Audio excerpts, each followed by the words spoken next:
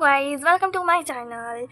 तो आज हम 11th क्लास के बायोलॉजी के फर्स्ट चैप्टर लिविंग वर्ल्ड के इम्पोर्टेंट टॉपिक्स को डिस्कस करने वाले, जो पेपर में ही आ सकते हैं या आने वाले या फिर आ चुके हैं। तो चैप्टर का नाम आपको दिख रहा होगा, लिविंग वर्ल्ड। दिख रहा है ना, लिविंग वर्ल्ड। लिविंग यानी क्या? वर्ल्ड यानी तो आप सबको पता है वर्ल्ड यानी क्या होता है। वर्ल्ड दैट मीन्स व्हाट, कि वर्ल्ड यानी हमारा पूरा जग, जहाँ हम सर्वाइव कर रहे हैं और सभी सर्वाइव कर रहे हैं। आप भी सर्वाइव कर रहे हैं, हम भी सर्वाइव कर रहे हैं, अगर मम्मी पापा भी सर्वाइव कर रहे हैं, बहन भाई सब, एनीथिंग, सब कुछ सर्वाइव कर रहे हैं, प्लांट एनिमल्स एवरीथिंग सर्वाइव कर रहे हैं, उसको वर्ल्ड कहते हैं। एंड उसमें सर्वाइव करने वाले कुछ जीव होते हैं, कुछ सजीव होते हैं, कुछ निर्जीव होते हैं। तो what is mean by living? Non living things and living things आपने पढ़े तो होंगे। तो उसमें से लिविंग यानी क्या होता है? What is mean by living? तो लिविंग यानी क्या होता है, ये क्वेश्चन आपको इस चैप्टर के स्टार्टिंग में ही आ जाना चाहिए। What is mean by living? तो लिविंग यानी कोई भी चीज़ इस दुनिया की जो मूल सिद्धांत दर्शाती हो, उसी को लिविंग कहा जाता है। That means in English anything which show the basic principle like growth, metabolism, consciousness, aging, everything। ये सब कोई भी चीज़ अपने अंदर दिखाती है तो उसी को लिविंग कहा जाता है। हम ये 1.1 को डिस्कस करते हैं। आपको लिविंग के बारे में पता चल गया, वर्ल्ड के बारे में पता चल गया। तो अभी चैप्टर के अंदर जाते हैं कि उसमें से और भी क्या इंपॉर्टेंट है। और मैं अपने नोट्स में से आपको लिविंग की डेफिनेशन भी अच्छे से दिखा देती हूँ ताकि आपको कोई कंफ्यूजन ना हो। ये देखो, लिविंग की डेफिनेशन है, anything which show the basic principle like growth, metabolism, reproduction, ageing, consciousness etcetera is called as living. तो हम इसके बाद में सब बेसिक प्रिंसिपल पर जाने वाले हैं। तो उसके बाद में मैं ये बताने वाली हूँ आपको, और आपको साथ साथ में मैं अपने नोट्स भी दिखाने वाली हूँ, जिसको आप नोट डाउन कर सकते हैं एज यू विश। ओके, तो हम 1.1 पे चलते हैं। बेसिक प्रिंसिपल ऑफ लाइफ, मूल सिद्धांत, कुछ लाइफ अपने जीवन के कुछ मूल सिद्धांत। The living being once produced born has to survive. For survival it need energy and many chemical molecules for energy it has to perform metabolism. Metabolism is breaking of molecules, catabolism, and making of new molecules is called anabolism.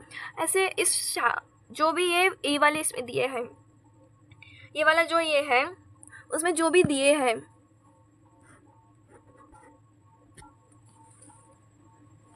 को अच्छे से दिख रहा होगा अभी। ये जो ए वाले इसमें ये जो दिया है, इसका पूरा क्या बताया गया है ये मैं आपको बताती हूँ। पहली चीज़ इसमें बताया गया है मेटाबॉलिज्म यानी क्या होता है। मेटाबॉलिज्म यानी the total chemical reaction occurring in the cell is called as metabolism. आप अभी जिंदा हो, ये वीडियो देख रहे हैं, इसका मतलब आप जिंदा हो, राइट ना? तो आप जिंदा हो, इसका मतलब आपके अंदर मेटाबॉलिज्म हो रहा है। आप लिविंग थिंग्स हो, आप जिंदा भी हो, तो इसका मतलब आपके अंदर मेटाबॉलिज्म हो रहा है, क्योंकि हमारे सेल के अंदर कोई भी केमिकल रिएक्शन होती है, जैसे ग्लूकोज का टूटना, जुड़ना, कुछ भी होना, तो आप जिंदा है। जैसे ही आपके अंदर मेटाबॉलिज्म होना बंद हो जाएगा तो आप मर जाएंगे, क्योंकि हमारे सेल के अंदर केमिकल रिएक्शन होना, उसी को बोलते हैं मेटाबॉलिज्म। और मेटाबॉलिज्म के दो टाइप्स होते हैं, कैटाबॉलिज्म और एनाबॉलिज्म।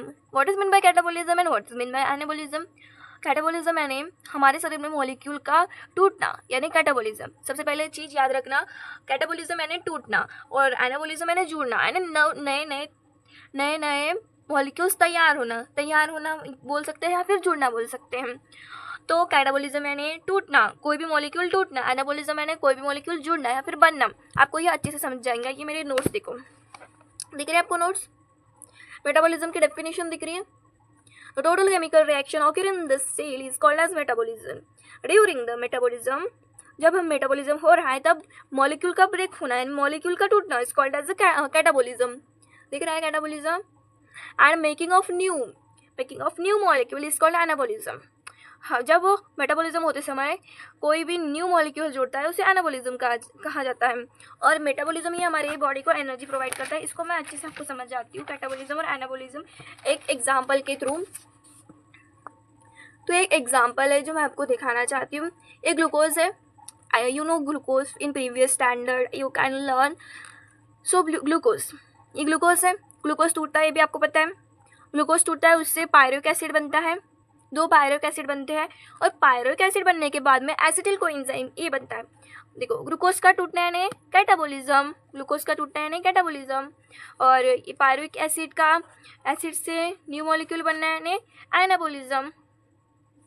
हो गया ना? आपको समझ गया होगा अभी ये। देखो ग्लूकोज का टूटना, पायरुविक एसिड बनना और पायरुविक एसिड से न्यू मॉलिक्यूल बनना, एसिटिल कोएंजाइम ए बनना। देखो ग्लूकोज का टूटना यानी कैटाबोलिज्म, पायरुविक एसिड का टूट के ग्लूकोज टूट के पायरुविक एसिड बना, पायरुविक एसिड दोनों पायरुविक एसिड से एसिटिल कोएंजाइम ये बना, जो एसिटिल कोएंजाइम ये है उसको एनाबोलिज्म, जो टूटा उसको catabolism. You can learn that, मतलब यू नो दैट। अभी अब आपको ये अच्छे से समझ गया होगा कि क्या है और मेटाबॉलिज्म किस चीज़ के लिए काम आता है, ये भी आपको समझ गया होगा। मेटाबॉलिज्म हमें एनर्जी प्रोवाइड करता है, इसलिए हमारे बॉडी के लिए बहुत ज़्यादा इंपॉर्टेंट है। और जब मेटाबॉलिज्म होता है तभी हम जिंदा होते हैं, जो भी मतलब जिसकी भी डेथ होती है उसमें मेटाबॉलिज्म नहीं होता, ओके, और नॉन लिविंग थिंग्स में भी नहीं होता। फिर हम बी वाला पॉइंट पढ़ते हैं। From birth onward organisms show tendency of growth and development. This growth is well orchestrated process. You might have observed and mounts, boulders grow etc. This growth is not from within and hence these are not living being. Okay, what is meant by growth? तो इस chapter में हम ये वाले जो point है, इस chapter में ये जो पॉइंट है उसमें हमें ग्रोथ के बारे में ज़्यादा कुछ दिखाई दे रहा है। ग्रोथ यानी ज़्यादा कुछ बताया गया है यहाँ पे, ग्रोथ यानी क्या हो रहा है, तो उसको मैं अच्छे से आपको समझाती हूँ क्योंकि आपको ये अच्छे से नहीं समझ में आया होगा। I know that. देखो ग्रोथ यानी मैंने यहाँ पे दिखाया हुआ है, लिखा है, दिख रहा होगा शायद नहीं, आपको दिख रहा होगा, सॉरी। देखो पढ़ाई के साथ में थोड़ी मस्ती भी होना चाहिए ताकि आपको एंजॉय हो सके, ताकि आप बोरिंग फील ना कर सको, क्योंकि मैं आपको पढ़ा तो रही हूँ, मैं खुद भी पढ़ रही हूँ, बस हम दोनों साथ में पढ़ रहे हैं, तो डोंट वरी। मैं आपकी टीचर नहीं हूँ, आपकी दीदी समान हूँ, आपके जैसी हो यार, दीदी भी नहीं बोलो तो चलेगा।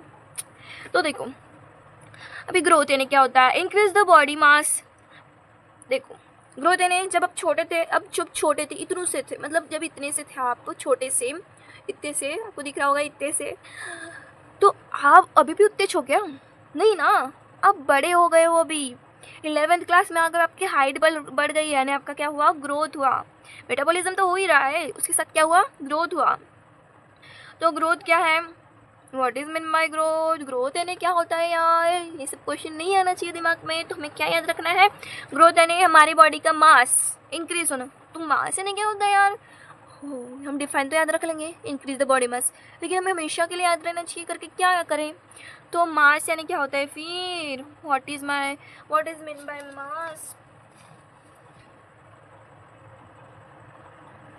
जो मास यानी amount of matter present on any substance या फिर ऑब्जेक्ट, कुछ अमाउंट ऑफ मैटर यानी क्या होता है, अभी ऐसी चीज जो स्पेस ऑक्यूपाई करती है और उसका खुद का मास हो। तो कोई भी चीज़ में अमाउंट ऑफ मैटर प्रेजेंट होगा उसी को मास कहा जाता है। तो ग्रोथ यानी क्या होता है, इंक्रीज द बॉडी मास। देखो मैं खुद पढ़ रही हूँ, यानी मैं अपने आपको जैसे समझा रही हूँ वैसे आपको भी समझा रही हूँ, तो डोंट आर्ग्यू दिस, मतलब कमेंट में ये सब मत बोलना कि कैसे पढ़ा रहे हैं ये सब वैसे वैसे। अच्छा लगे तो ठीक, नहीं तो ठीक, क्योंकि मैं खुद पढ़ रही हूँ आपके साथ में, तो मैं ऐसे ही पढ़ती हूँ, तो आप भी पढ़ सकते हैं मेरे साथ में। इसलिए मैंने ये वीडियो बनाया है ताकि मैं पढ़ूँ और किसी और को पढ़ाए हम, तो ज़्यादा याद रखते हैं, बहुत लॉन्ग टाइम के लिए याद रहता है हमें। और कभी मैं भूल जाऊँ तो वीडियो भी देख सकती हूँ ऑफकोर्स। तो देखो increase the body mass of living organism is called growth. Mass यानी आपको पता चल गया होगा, और ग्रोथ यानी भी पता चल गया होगा। Increase the body mass of living organism, living thing भी बोल सकते हैं आप लोग, इज कॉल्ड एज ग्रोथ। और नॉन लिविंग थिंग में भी ग्रोथ होती है, ऑफकोर्स ग्रोथ होती है। पत्थर भी कुछ उसके पार्टिकल, पत्थर छोटे से पत्थर रहता है, वो बड़ा बड़ा होता जाता है क्योंकि वो इधर उधर चलता है, तो रेती के उससे जुड़ जाते हैं, रेती वगैरह, तो बड़ा होता है। तो पत्थर में भी ग्रोथ होती है, नॉन लिविंग थिंग में भी ग्रोथ होती है। तो हम ऐसे नहीं बोल सकते कि लिविंग थिंग में ही ग्रोथ होती है, नॉन लिविंग थिंग में नहीं होती, ऐसा कुछ नहीं है। नॉन लिविंग थिंग्स में भी ग्रोथ होती है। तो नॉन लिविंग थिंग्स को कम समझने का तो बिल्कुल भी मत सोचना। और जो ग्रोथ है वो एक्सटेंसिव प्रॉपर्टी है। What is mean by extensive property? ये क्या एक्सटेंसिव प्रॉपर्टी है? एक्सटेंसिव प्रॉपर्टी यानी the property which depends on the amount of matter, जो प्रॉपर्टी अमाउंट ऑफ मैटर पे डिपेंड करती हो, जैसे कि मास यानी amount of matter present on any object is called as mass.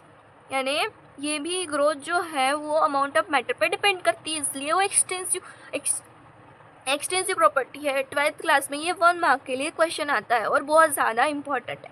What is mean by extensive property and intensive property, इसके मैं कुछ शॉर्ट नोट दिखाती हूँ आपको जो कि मैंने लिखे हैं, जो भी आप भी लिख सकते हो। ये देखो, मैंने एक्सटेंसिव प्रॉपर्टी और इंटेंसिव प्रॉपर्टी को यहाँ बताया। Extensive property, intensive property. और इंटेंसिव प्रॉपर्टी यानी जो मैटर पे डिपेंड नहीं करती, अमाउंट ऑफ मैटर पे डिपेंड नहीं करती, जैसे कि हमारा टेम्परेचर। हम जब छोटे से थे इतने से, तब हमारा टेम्परेचर 37 डिग्री सेल्सियस था और अब हम 11th क्लास में चले गए, 16 ईयर के हो चुके हैं, तब भी हमारा बॉडी का टेम्परेचर ये 37 डिग्री सेल्सियस सच है। यानी हमारा बॉडी का टेम्परेचर कॉन्स्टेंट है, यानी वो इंटेंसिव प्रॉपर्टी है। एक्सटेंसिव प्रॉपर्टी यानी टाइम के साथ चेंज होना, इंटेंसिव प्रॉपर्टी यानी टाइम के साथ चेंज नहीं होना, कांस्टेंट रहना है, फिर अमाउंट ऑफ मैटर पे डिपेंड होना है। हम ऐसे भी ऐड कर सकते हैं कि हम टाइम के साथ चेंज होता है, उसे एक्सटेंसिव कहा जाता है। टाइम के साथ चेंज नहीं होता उसे इंटेंसिव कहा जाता है। लेकिन प्रॉपर डिफिनीशन है इसी की, the property which can depend on the amount of matter is called as extensive property. The property is not depend for amount of matter is called as intensive property. आपको अच्छे से पता चल गया होगा। और ये ग्रोथ वाला जो टॉपिक है ये आपको ऑलरेडी अच्छे से आता होगा, अभी बहुत अच्छे से आ रहा होगा, तो अभी इसको छोड़ते हैं यहीं पे। अभी हम चलते हैं रिप्रोडक्शन पे। को रिप्रोडक्शन यानी पता होगा साइन। पहले हम ये वाला सी वाला पढ़ लेते हैं, इसी में क्या बोल रहा है। ये इसमें रिप्रोडक्शन बोल भी रहा है, नहीं बोल रहा होगा तो हम खुद से पढ़ लेंगे। ओके, सी इसमें बोल रहा है growth and development are not the process which have unlimited the span at certain point of time the molecules organ system began to loss their efficiency working for become old. This is the ageing process of the body. इसमें ageing के बारे में बात की है, तो पहले हम रिप्रोडक्शन के बारे में अच्छे से डिटेल में जान लेते हैं, उसके बाद में हम एजिंग पे ही आने वाले हैं। तो रिप्रोडक्शन यानी देख लो, reproduction, the ability of living organism to produce the own kind is called reproduction. reproduction यानी जो लिविंग थिंग्स होते हैं वो अपने जैसे ही किसी ऑर्गेनिज्म को डेवलप करते हैं, उसे ही रिप्रोडक्शन कहा जाता है। आपने 10th क्लास में चैप्टर नंबर 3 में साइंस 2 के अच्छे से पढ़ा होगा, रिप्रोडक्शन, सेक्सुअल रिप्रोडक्शन और सेक्सुअल रिप्रोडक्शन, इसलिए आपको ज़्यादा डिटेल में पढ़ने की ज़रूरत नहीं है, ये आपको ऑलरेडी पता होगा। तो उसके बाद में हम आते हैं एजिंग पे। एजिंग का आपको दिख रहा होगा, एजिंग यानी क्या है, तो the growth and development are not a process which have unlimited times में। अभी हम यही पढ़े हैं यहाँ पे, ये वाले इसमें अच्छे से नोट्स लिखा नहीं है एजिंग के बारे में।